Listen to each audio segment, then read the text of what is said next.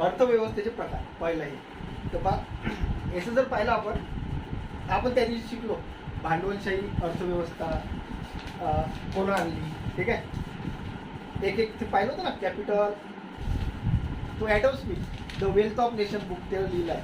आणि त्याला कोणता कन्सेप्ट दिला म्हटलं होतं, भांडवलशाही अर्थव्यवस्थेचा कन्सेप्ट दिला, हे पाहिलं होतं आपण. तिथून चालू झालं मॉडर्न इकॉनॉमी समजा, नंतर हा सब्जेक्ट बनला, ठीक आहे. आता बा याचे प्रकार जर पाहिले आपण तर सगळ्यात पहिला येते इंग्लिशमध्ये सांगतो, मराठी तिथं. सगळ्यात पहिले एक येते कॅपिटल, म्हणजे होते भांडवलशाही. Capital economy. कॅपिटल इकॉनॉमी म्हणजे नाही काय, भांडवलशाही अर्थव्यवस्था, ठीक आहे.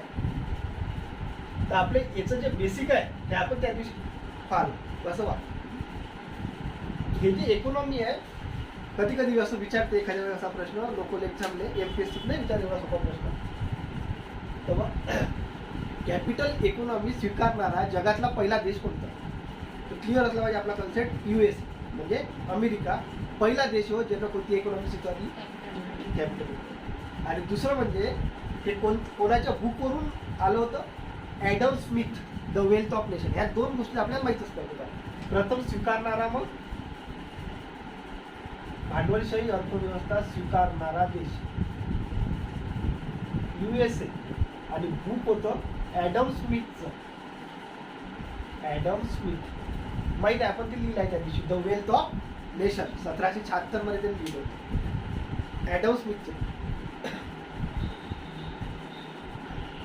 हे झाली एकदम बेसिक माहिती. प्रश्न आहे त्याचा थोडासा, का हे जे भांडवलशाही अर्थव्यवस्था आहे, भांडवलशाही अर्थव्यवस्था म्हणजे होते काय, ठीक आहे. हाच एक मेन प्रश्न आहे ना. तर पहा, तुम्ही असं डेफिनेशन म्हणून लिहिला, मी असं सांगतो चार्टमध्ये. पहा, ज्या वेळेस नाही काय तुम्ही असंच लिहिला उत्पादन येतं काय होते काय, एक असते खाजगी मालमत्ता प्रायव्हेट आणि एक असते गव्हर्नमेंट, ठीक आहे. तुम्ही जेव्हा कोणते बिझनेस कोणते उत्पादन करता, कोणत्या ना कोणत्या गोष्टीचं कंपनी काढली का, ज्या वेळेस उत्पादनाचे साधनं आहे, त्याच्यानंतर वस्तू तिथं प्रोडक्ट करून राहिली, सेवा प्रोडक्ट करून राहिली, ठीक आहे. किंवा वस्तूच्या किमती. जेव्हा उत्पादनाच्या साधनावर नाही काय भांडवलदाराचा अधिकार असतो, म्हणजे जे कॅपिटल लोक आहे त्याचा अधिकार असतो, म्हणजे ही शॉर्टमध्ये प्रायव्हेट सेक्टरचा अधिकार असतो, ठीक आहे. दुसरं, वस्तू आणि सेवा याच्यावर कोणाचा अधिकार असते, भांडवलदाराचा म्हणजे कॅपिटल लोकांचा काय असते, अधिकार असते. आणि वस्तूच्या किमती कोण ठरवते, भांडवलदार लोक ठरवते. त्या इकॉनॉमी 100% कोणताही बिझनेस असू द्या तिथं भांडवलदाराला काय आहे परमिशन द्या. तर अशा अर्थव्यवस्थेला काय म्हणते, भांडवलशाही अर्थव्यवस्था किंवा कॅपिटल. आता लक्षात काय म्हटलं, 3 शब्द वापरले, उत्पादन साधने, त्याच्यानंतर वस्तू व सेवा आणि वस्तूच्या किमती. यावर भांडवलदाराचा अधिकार, म्हणजे प्रायव्हेट सेक्टर, खाजगी क्षेत्र आहे ना भांडवलदार. तुम्ही भलाही तुम्हाला भांडवलदार नंतर समजत नाही, तर खाजगी प्रायव्हेट आहे ना, खाजगी अधिकार असते, प्रायव्हेट सेक्टरचा अधिकार, ठीक आहे. प्रोडक्शनवर, गुड्स अँड सर्व्हिसवर आणि प्राईस. एखाद्या प्रोडक्टची काही प्राईस कोण ठरवते, तर प्रायव्हेट कंपनी. त्याला तुम्ही म्हणता कॅपिटल इकॉनॉमी. अच्छा, इथं बघा, हे झाली डेफिनेशन, ठीक आहे. जे पुस्तकात आहे वाचली असते तरी समजली नसते काय आहे उत्पादन आहे साधने, ठीक आहे. नेक्स्ट, आता तुम्ही पॉईंट लिहिला वैशिष्ट्य म्हणून द्यायचे, ठीक आहे. याचे वैशिष्ट्य काय, वैशिष्ट्य, ठीक आहे. एक एक सांगतो, ते समजावून सांगतो. ही जी इकॉनॉमी आहे कॅपिटल इकॉनॉमी, याच्यात कोण लोक एकत्र आले, भांडवलदार लोक म्हणजे प्रायव्हेट लोक एकत्र आले. जेव्हा प्रायव्हेट लोक एकत्र येऊन काही बनवते म्हणजे मार्केट झालं, क्लिअर. मग मार्केट जेव्हा बनलं तर म्हणून या कॅपिटल इकॉनॉमी नाही का दुसरं नाव आहे इले मार्केट इकॉनॉमी. पहिलं वैशिष्ट्य काय इले काय म्हणजे market economy. Capital market economy. तुम्हाला विचारते कधी कधी पेपरमध्ये प्रश्न बाबा कोणत्या इकॉनॉमीले मार्केट इकॉनॉमी म्हणते, कोणत्या इकॉनॉमीले कॅपिटल इकॉनॉमीले मार्केट. दुसरं एक शब्द वापरते capital इकॉनॉमीसाठी, लेझियस fares. लेझियस fares.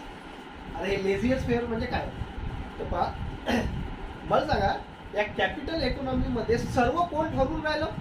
Private company, private व्यक्ती, खाजगी व्यक्ती. याच्यात गव्हर्नमेंटचा हस्तक्षेप राहील का? कोणाच्या बाहेरच्या लोकांचा हस्तक्षेप राहील काय? इन शॉर्टमध्ये त्याला इंग्लिशमध्ये लेझियस फेअर म्हणते, त्याला आपल्या मराठीत म्हणते हस्तक्षेप विरहित.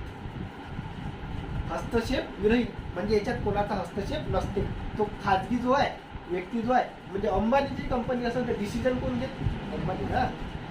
लक्षात तर पहा लेझियस फेअर. आता मराठीत लिहून काही इंग्लिशमध्ये मराठीत लिहून हस्तक्षेप विरहित. हस्तक्षेप विरहित असते लेझियस फेअर.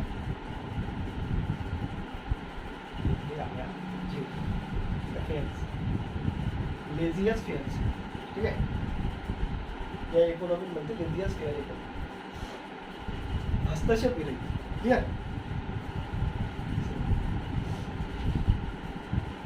हे दोन जर कॅपिटल इकॉनॉमी विचारला हे दोन शब्द आहेत अशी स्टेटमेंट विचारते ना, मार्केट इकॉनॉमी आहे, लेझियस फेअर आहे, त्याच्यावर ओळखातो कोणती इकॉनॉमीचं स्टेटमेंट दिलेलं आहे? Capital economy. ठीक आहे. आता बा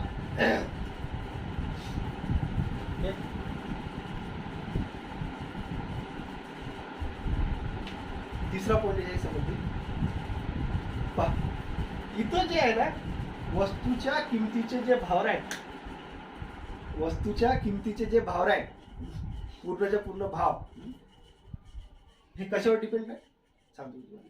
हे नाही का दोन गोष्टीवर डिपेंड राहील. कोणत्याही वस्तूच्या किमतीचे भाव ठरवायचे नंतर डिमांड आणि सप्लाय. कसं पहा एसीचं उदाहरण आठवा. एसी कधी खपन म्हणजे कधी त्याची किंमत कमी राहील? हिवाळ्यात. वाढन कधी? उन्हाळ्यात. बरोबर आहे. तर वस्तूची किंमत कशावर डिपेंड राहते? त्याच्यात कोण ठरवते? डिमांड आणि सप्लाय. म्हणजे काय म्हणतो आपण त्याला? मागणी आणि पुरवठा ठरवतो. वस्तूची किंमत मागणी आणि पुरवठा डिमांड आणि सप्लाय वरून ठरते. मागणी पुरवठा वरून ठरते. हा एक पॉइंट बरोबर आहे.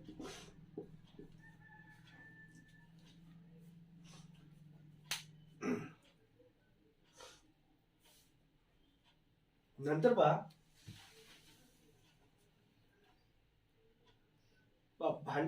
आता इथं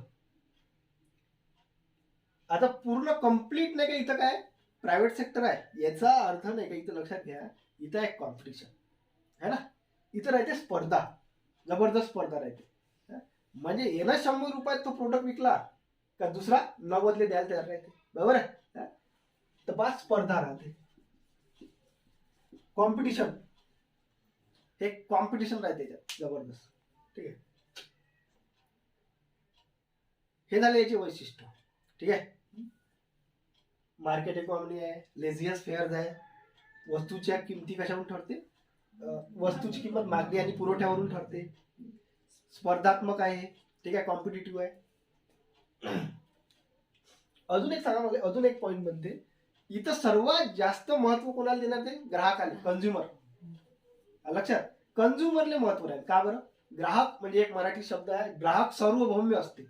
ठीक आहे. इथे याच्यासाठी म्हणजे ग्राहकाने ज्याची मागणी करून तेच प्रोडक्शन करणं ना. हे आता तुम्ही समजा एखाद्या गोष्टीची ब्रँड बनलाय तो, तुम्ही तेच ते मागून राहिले. समजा सगळेजण क्लोजअपच घेऊन राहिले. ठीक आहे. तर तेच बनणार आहे, सगळं तेच मार्केटमध्ये बनणार आहे. तुम्ही दुसरी वस्तू घेऊनच नाही बनणार नाही. असं सरळ लॉजिक आहे. ठीक आहे. म्हणजे याच्यासाठी कोण महत्वाचं आहे? ग्राहक. ग्राहक महत्वाचे. सार्वभौम्य. सार्वभौम्य मग मोठा शब्द आहे कठीण, पण तरी याच्यासाठी ग्राहक महत्वाचा आहे. ठीक आहे. ग्राहक जे वापरत ते हे बनव.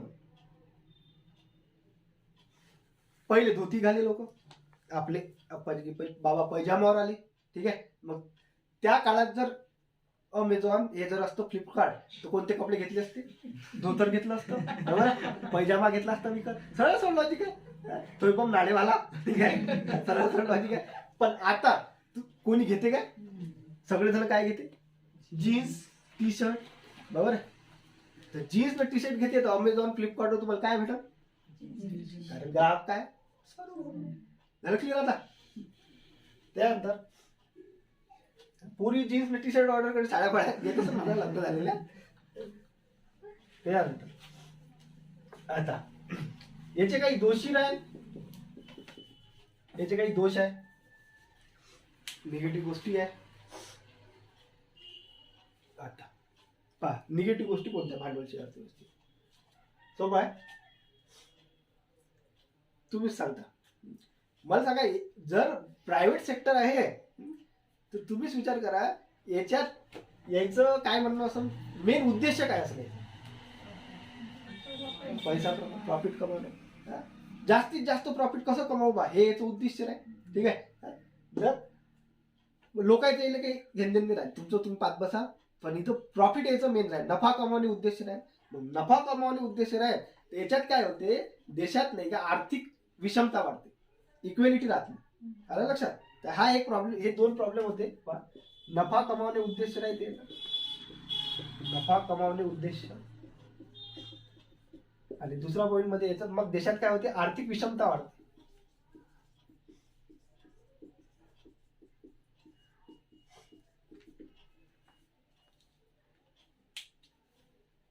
हे झालं भांडवलशी अर्थव्यवस्थेचं तत्व. मग या त्याच्यात